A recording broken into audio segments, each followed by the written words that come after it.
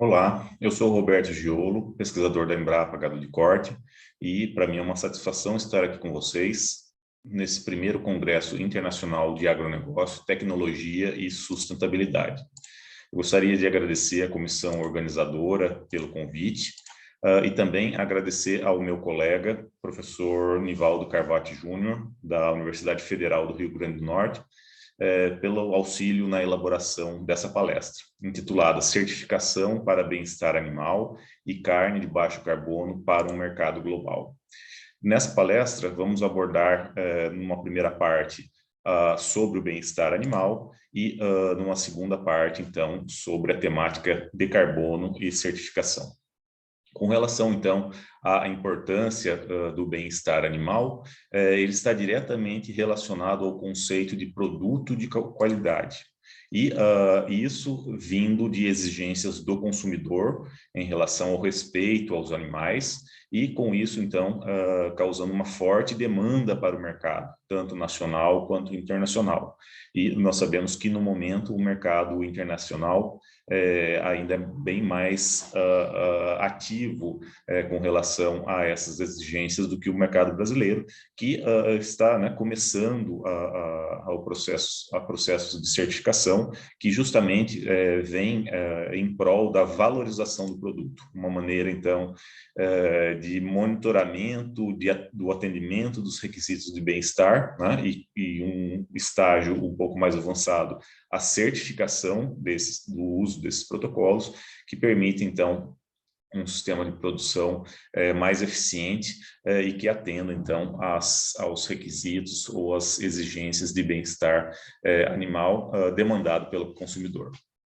Com relação, então, a alguns protocolos e certificações de bem-estar, nós temos várias certificações, né, para pecuária, não só de gado de corte, como suínos, aves e gado de leite, tanto no mercado europeu quanto no mercado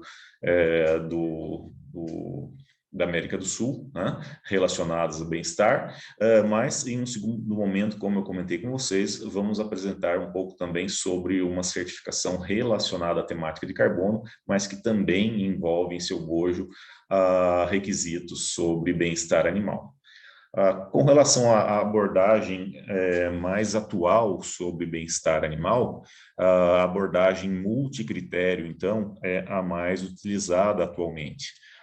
E nela, nós temos, então, um contexto de 4 domínios envolvidos numa saúde, o que é chamada de saúde única para o animal, né? Que envolve aí a sua boa relação com o ambiente e, em especial, com o homem, né? E o homem, então, responsável pelo manejo adequado desses animais no sistema de produção. E dentre esses domínios, né, temos, então, o domínio do ambiente, o domínio da nutrição, do comportamento e de saúde, né, que devem ser atendidos da melhor forma para o bem-estar animal. Importante ressaltar que, para as informações para o consumidor, são informações mais objetivas, enquanto que as informações ao produtor são aquelas específicas aos requisitos que devem ser atendidos no processo de produção. De forma que a linguagem, né, para cada um desses pontos importantes da cadeia, tanto para o produtor quanto para o consumidor, são linguagens diferentes, né, entretanto, com o mesmo objetivo de termos, então, sistemas de produção com bem-estar animal e com o reflexo disso, produtos de melhor qualidade. Na pecuária, aqui nesses slides, a gente pode perceber duas situações, né, contrastantes, né? Situações onde as necessidades do animal não são atendidas, né? Ou seja, uma condição de bem-estar pobre, né? Ou ruim, e uma condição muito boa, quando todas as necessidades dos animais são satisfeitas. Em especial, nós vamos abordar os sistemas de integração lavoura, pecuária, floresta ou sistemas silvipastoris, aqueles que contemplem o componente florestal, como sendo aqueles sistemas com maior potencial de fornecimento de condições para o bem-estar animal. Então, seguindo, mostrando então as alterações que o componente florestal causa no ambiente de pastagem e que vai beneficiar os animais, né? Um dos principais pontos é que as árvores no sistema, elas interceptam as ondas, a radiação de onda longa, né? E as redistribui pelo subbosque, assim como as árvores também causam uma barreira para o fluxo de vento, né? Também contribuindo, então, aí para uma alteração no microclima, tanto do ponto de vista de temperatura, quanto velocidade do vento, quanto também de umidade do ar no subbosque, favorecendo, então, as condições para um melhor conforto térmico aos animais. Nesse sistema, Silvio Pastoriz, o deslocamento da sombra também é um ponto importante a ser considerado, tendo em vista que durante as estações esse sombreamento, né, muda de lugar em função principalmente do direcionamento das linhas com árvores, e com isso nós temos um ambiente mais diversificado, né, em termos da sombra em si e do que ela influencia ao animal. Entrando na parte dos domínios, vamos iniciar pela parte nutricional, né, do domínio nutrição, onde as árvores no sistema pecuário, elas contribuem para alterações também na produção e no valor nutritivo da forragem. Vejam esses gráficos de um estudo de 2011 mostrando que, numa avaliação com relação ao número de perfilhos desse pasto, assim como a massa de forragem produzida, que essas variáveis são, então, melhoradas quando as amostragens são feitas numa faixa de 6 a 12 metros de distância das fileiras de árvores, né? Ou seja, nessa posição aí, nós temos, então, uma maior disponibilidade de forragem, né? Contribuindo, então, aí para a alimentação do gado na pastagem. Um outro exemplo de estudo mostrando também as variações nas produções em determinado ponto da pastagem, também vai na mesma linha, ou seja, as maiores produções são aquelas onde há uma maior incidência luminosa. Entretanto, nas áreas mais sombreadas, ocorre um aumento no valor nutritivo da forragem disponível, né? Principalmente no quesito teor de proteína bruta, né? Que tende a ser maior nesses pontos sombreados, né? E isso é muito fortemente observado durante a estação de crescimento, ou seja, na época do verão, né? Sendo que na época do inverno ou na época de restrição hídrica há uma certa homogeneidade aí na taxa de crescimento e também no valor nutritivo dessa forragem. Ou seja, a partir do ponto onde se encontra a árvore ou da linha de árvores, né, há um efeito, obviamente, desse componente no sistema, e esse efeito vai diminuindo, obviamente, com a distância, né, desse ponto ou dessa árvore, com estudos indicando que até 50 metros de distância da árvore ou da fileira de árvores é possível, então, anotarmos algumas mudanças do ponto de vista do microclima. É importante também ressaltar que há uma diferença entre a presença de árvores esparsas na pastagem em relação a árvores alinhadas na pastagem, principalmente com relação aos quesitos de conforto térmico, proteção do pasto e do animal, movimentação e comportamento dos animais na pastagem e conservação do solo e água. Lembrando que árvores esparsas ou árvores solteiras no campo, né, tendem a influenciar menos nesses quesitos que foram citados. O primeiro exemplo, então, com essa foto que mostra, feita logo após uma geada que ocorreu na cidade de Dourados, no Mato Grosso do Sul, em agosto de 2020, e 13, né, podemos perceber que logo ao lado da linha de árvores de um sistema silvopastoril, a pastagem está preservada, né? Dá para a gente ver aqui que ela está com a coloração verde, né? A pastagem está numa condição normal. Entretanto, a partir que a gente vai passando a maiores distâncias da fileira de árvore, podemos perceber que a pastagem sofreu um efeito intenso da geada, né? Assim mostrando, então, que árvores dispostas em linha em sistemas pecuários, né, são capazes, então, de proteger o pasto, né, no caso de ações de geadas. Também é importante lembrar que nós estamos num cenário de mudanças climáticas, onde esses efeitos, né, meteorológicos tendem a ocorrer com maior frequência. Então, mostrando mais uma vez aí o potencial desses sistemas silvopastoris, principalmente em áreas que são acometidas, né, no caso por geadas, como o exemplo dessa foto. Entretanto, não é só proteção ao pasto em si, né, que as árvores proporcionam, mas também a proteção aos animais. E aqui eu vou trazer aqui para vocês algumas informações sobre fatos ocorridos no Brasil e no exterior, né, em sistemas pastoris onde não havia árvores ou poucas árvores na pastagem. Esse primeiro exemplo aqui é uma notícia de algo que ocorreu em Coxim, que fica no norte do estado do Mato Grosso do Sul, né? Então vejam, isso ocorreu em 2014, em junho de 2014, né? Uma frente fria, né, que acometeu ou matou entre 200 a 800 animais. E vejam que nessa mesma notícia fazia-se menção que há 3 anos antes, né, dessa data, de 2014, já havia ocorrido um evento semelhante, com morte de animais. Mais um exemplo também no estado do Mato Grosso do Sul, né, agora esse ocorrido no dia 22 de agosto de 2020, né, na cidade de Carapó, com uma morte de 450 cabeças de gado. Então vejam aqui, com relação à data, 22 de agosto de 2020, né, vejam agora a próxima notícia do dia seguinte, 23 de agosto, né, só que agora já no Mato Grosso, ou seja, a frente fria caminhou do Mato Grosso do Sul para o Mato Grosso e causando o mesmo estrago, né? A morte de animais num pasto, nesse caso com árvores esparsas, né? Indicando mais uma vez que árvores esparsas não têm, né, esse potencial de proteção tanto do pasto quanto dos animais.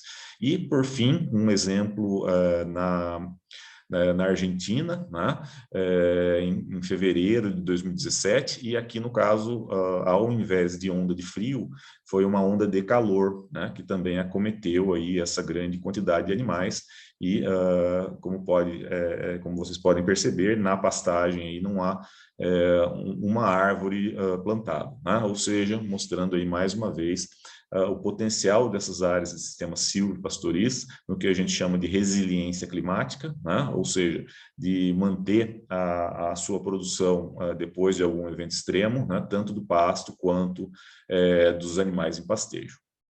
Uma outra variável importante para quantificar o bem-estar animal do ponto de vista de conforto térmico então, a variável chamada de carga térmica radiante, e nesse exemplo, então, um estudo avaliando 3 sistemas de integração, lavoura, pecuária e floresta, com 3 densidades de árvores, né? E vejam que as avaliações foram na sombra, né, desses sistemas e na área de sol dos sistemas, né? Então, o que nós podemos perceber é que embaixo da sombra, as condições de conforto térmico eram semelhantes entre os sistemas.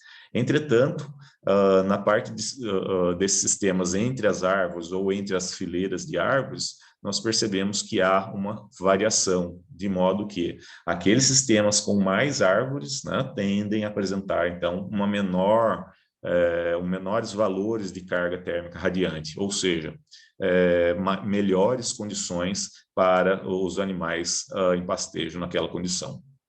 Mais um exemplo envolvendo agora 3 indicadores aí de conforto térmico, TGN e TGU, e novamente a CTR, a carga térmica radiante, né? Vejam que a avaliação abaixo da copa das árvores, no caso aqui, árvores de acácia, numa densidade de 100 árvores por hectare no Rio de Janeiro, né? Vejam que abaixo da copa das árvores, a CTR menor em relação ao pleno sol e nas entrelinhas, né? Uma diminuição de 26%, né? Indicando, então, aí a melhoria da condição de conforto térmico dos animais em sistemas silvopastoris. Mais um exemplo, também aqui no Brasil, no Mato Grosso, né, envolvendo aí 3 sistemas de produção, sendo que o à esquerda é um sistema com pastagem em monocultivo, né, sem a presença de árvores, e os outros 2 exemplos de sistemas silvopastoris, né, sendo que o do meio com menos árvores e do lado direito com mais árvores. Vejam que nos sistemas sem nenhuma árvore, o período, né, vejam as colunas em vermelho, que são os períodos mais críticos, ou seja, o período onde os animais estão sob estresse térmico, né, e aqui também nas 4 estações do ano, né. Então vejam que à medida que os sistemas vão incorporando árvores, há uma diminuição, né, nas áreas vermelhas que correspondem a áreas locais, né, dentro da pastagem, onde os animais estariam sob estresse térmico, mostrando aí mais um exemplo de benefício das árvores no bem-estar animal com relação ao conforto térmico. Indo, então, agora para o terceiro domínio, o domínio do comportamento, né? Mais algumas informações sobre os benefícios do sistema silvopastoris, e, nesse caso, num trabalho do exterior, avaliando a área de sombra por animal. No caso aqui, as avaliações com 2,4 metros quadrados de sombra por vaca, contra o outro tratamento com 9,6 metros quadrados de sombra por vaca.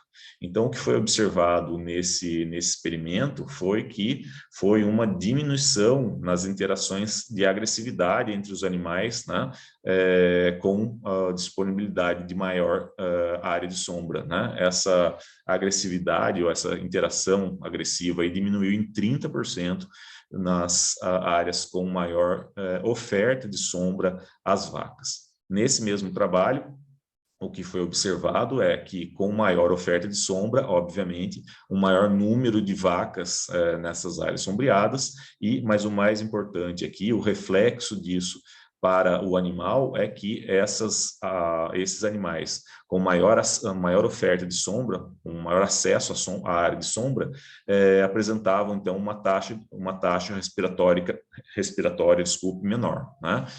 Mostrando aí um menor gasto de energia para a diminuição da temperatura corporal, e, obviamente, essa energia pode ser utilizada para produção, seja para leite ou seja para corte.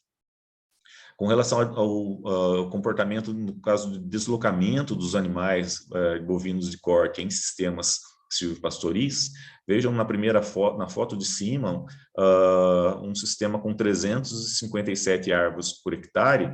Vejam o caminhamento dos animais por este piquete, né? Fazendo o seu deslocamento por praticamente toda a área do piquete. Isso é uma coisa bastante importante, um fato bastante importante para o caso da disposição dos dejetos, tanto fezes quanto urina na pastagem, permitindo uma melhor reciclagem, né, dos nutrientes no ambiente pastoril. Um outro sistema, com um pouco menos de árvores, 227 árvores por hectare, também o padrão é semelhante, né? Os animais utilizam praticamente todo o piquete, né? Diferente das áreas com apenas 5 árvores por hectare. Nesse caso, o deslocamento dos animais fica concentrado num ponto onde há o coxo para suplementação e o bebedouro, né? Então, além das áreas próximas às cercas do piquete, né? E vejam que pouco ou quase nada de caminhamento no meio do piquete. mostrando também um outro benefício aí da disposição em linhas de árvores no piquete. Aqui, ainda continuando nesse contexto da disposição das árvores no piquete, vejam aqui 4 tipos de disposição, né? A primeira é uma área sem acesso à sombra, né? Ou seja, sem árvore. Nesse caso, no caso as vacas, né? Um experimento com vacas, as vacas ficavam exatamente em um determinado ponto, onde provavelmente era o ponto de fornecimento de suplementação e água. Nesse contexto, o que ocorre? Ocorre que a distribuição de fezes e urina acaba sendo localizada, né? E, com isso, boa parte da pastagem, ou da área do piquete da pastagem, não vai receber esses dejetos e também, então, não teremos uma ciclagem mais adequada de nutrientes nessa área. Quando se tem apenas uma fonte de sombra, ou provavelmente uma árvore, né? Então, da mesma forma, os animais ficam próximos, né? Obviamente, pela melhor condição de conforto térmico, e também depositando a fezes e urina próximos dessa área onde há o fornecimento de sombra. No caso da disposição das árvores em bosque, e nesse caso é perceptível que o bosque estava ao lado da cerca, né, pela disposição do quadro, né, os animais também tendem a ficar próximos aí, da área onde o sombreamento ocorre, distribuindo também aí o esterco e a urina também nessas áreas. E, no caso, uma disposição dessas árvores em linha, em toda a pastagem, em todo o piquete, né? Então, podemos perceber que a participação dos animais em toda a área da pastagem, né? E com a deposição de fezes e urina de uma forma mais homogênea, contribuindo aí também para a melhor reciclagem de nutrientes nessa pastagem. Com relação ao comportamento ingestivo dos animais, né, em pastejo, esse ensaio mostra uma avaliação durante o período da manhã e da tarde, em sistemas com árvores e sem árvores. Vejam que os sistemas silvopastoris com árvores, um maior tempo de ruminação e de descanso dos animais, né, no sistema silvopastoril, no período da manhã, que é o período mais quente. E, em contrapartida, no período da tarde, um menor consumo de água para os animais em sistemas silvopastoris, né? Esse consumo aí da ordem de 23% menor em relação de consumo de água em relação aos animais a pleno sol, né? Então, mostrando aí uma diferenciação no padrão de comportamento ingestivo dos animais e de consumo de água. Mais um trabalho mostrando a ingestão de água e ruminação dos animais em sistemas com e sem árvores, né? A ruminação, mais uma vez, no mesmo padrão do estudo anterior, as áreas com sistemas silvopastoris aumentando em 40% a ruminação dos animais. Isso tem um reflexo importante no melhor aproveitamento do alimento, né, ingerido pelos animais.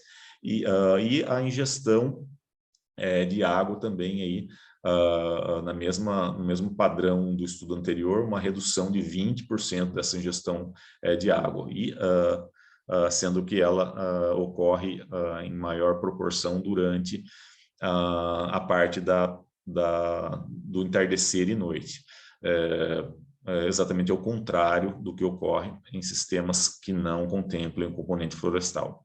No quarto domínio, que diz respeito à saúde, né, do animal, aqui eu vou trazer para vocês, nesse primeiro slide, a parte relacionada à saúde do ambiente, no caso, né, que tem reflexo no animal, aqui mostrando que os sistemas de LPF, eles são mais próximos das condições de uma floresta nativa em relação à biodiversidade, principalmente de macroinvertebrados do solo, né? Vejam que são vários sistemas estudados, sistemas de integração lavoura-pecuária que não tem árvore, sistema de plantio direto, que não tem animais, né? E aqui também um tipo de sistema de LPF com árvores, mas em um sistema mais jovem, né? Aqui um sistema somente com silvicultura de eucalipto e uma pastagem convencional.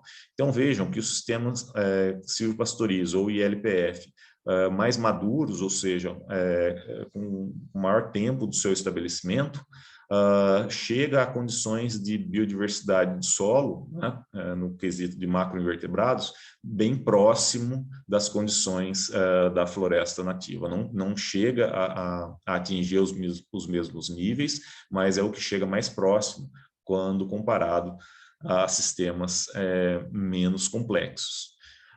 E aqui, com relação à saúde, em especial do animal, né, esse trabalho mostra, então, infestação por mosca do chifre, que, no caso, é um acometimento muito forte para os animais em pastejo, causa muitos danos comerciais, né, em função, obviamente, da diminuição do desempenho dos animais. E esse estudo foi avaliado, foi realizado em 3 anos, né, mostrando, então, que nos 3 anos houve, então, uma maior infestação de mosca dos chifres nos sistemas sem árvores, né, nos sistemas em monocultivo em relação ao sistema silvopastoriz. E também foi observado, então, uma maior presença de inimigos naturais às moscas dos chifres. Então, e isso, consequentemente, afetou, então, no resultado desse trabalho, mostrando que o sistema silvopastoriz, os animais, então, têm uma melhor condição de saúde em termos de menor infestação por moscas do chifre. O reflexo de tudo isso, de uma condição de um ambiente com maior biodiversidade, e que com isso proporciona condições melhores, né, em termos de infestação de um dos principais parasitas, que é a mosca do chifre. O reflexo disso obviamente, na condição de produção desses animais. Aqui um exemplo de sistemas silvopastoris com diferentes densidades de árvores, né, com uma linha e com 3 linhas de árvores, em relação aos sistemas sem árvores, no caso, um ILP, né, mostrando então que realmente o desempenho por animal é favorecido nos sistemas silvopastoris, né?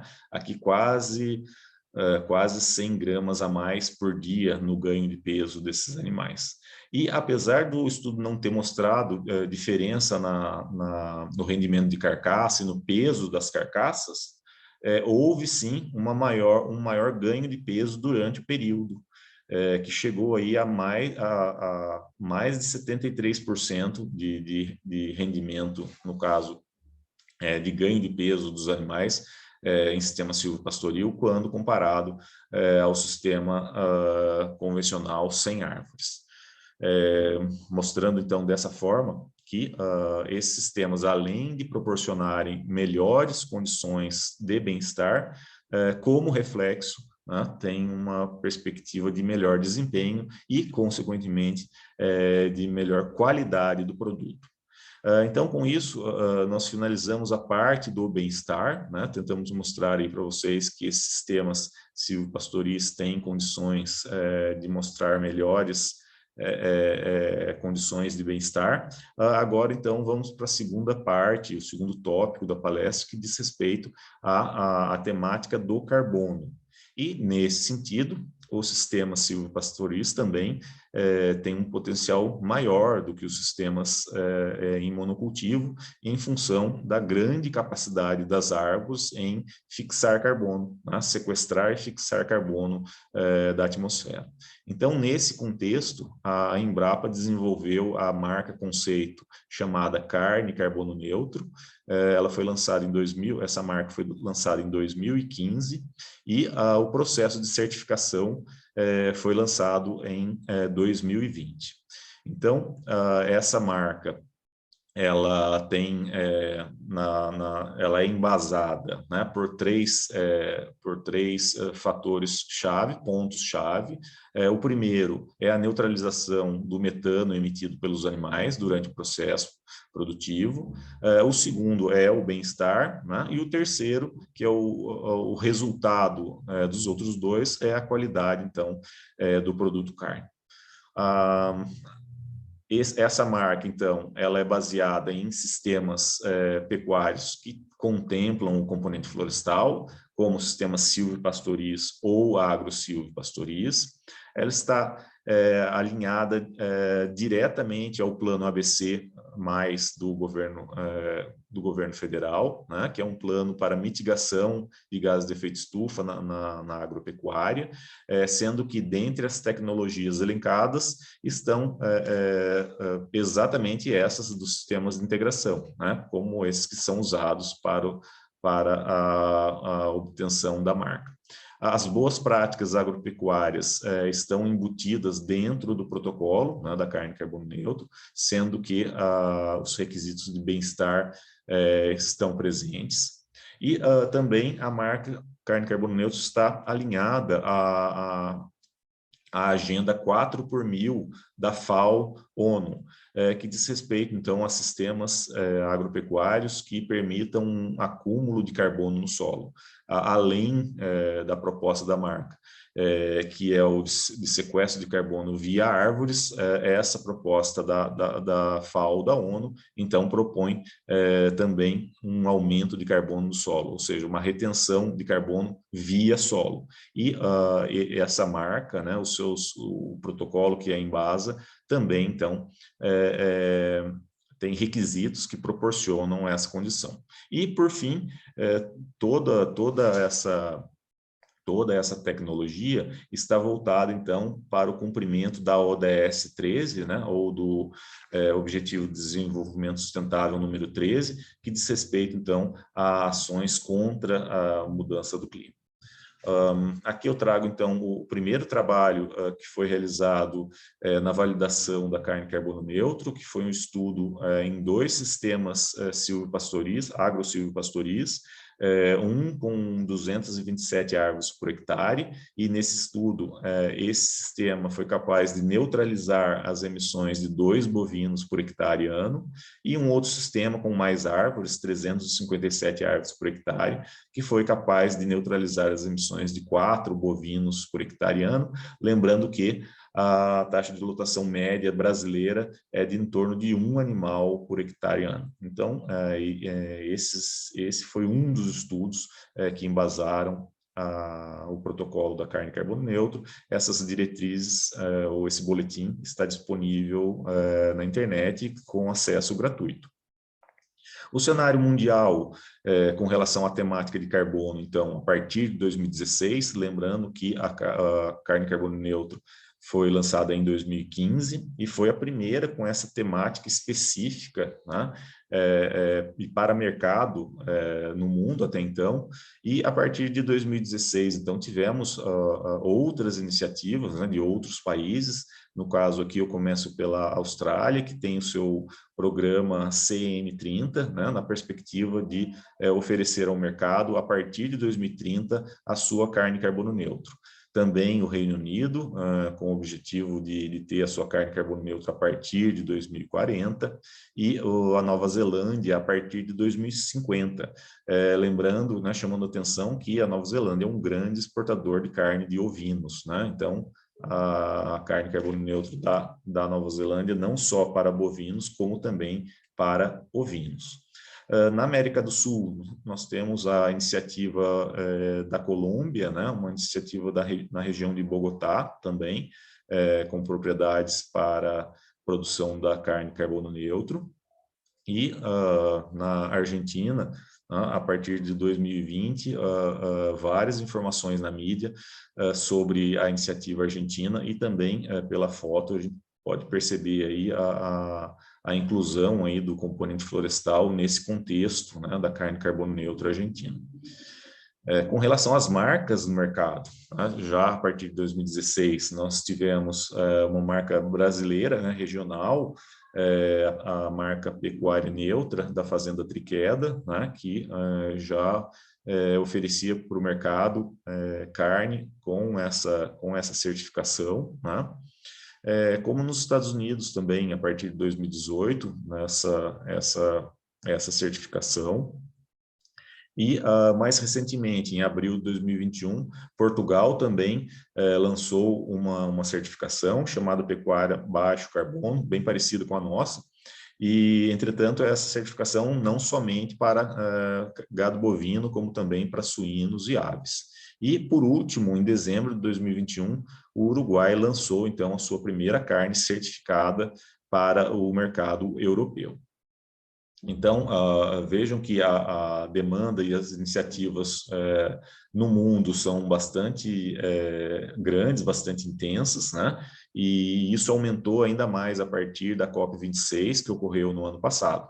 E aqui no Brasil, né, as iniciativas, né, já começaram aí a partir de 2021, os estados pretendendo serem carbono neutro, né? Ou seja, adotarem medidas em todos os setores da economia para diminuir as emissões de gases de efeito estufa, né? E no caso do Mato Grosso do Sul, foi um dos primeiros a colocarem essa iniciativa num contexto nacional, né?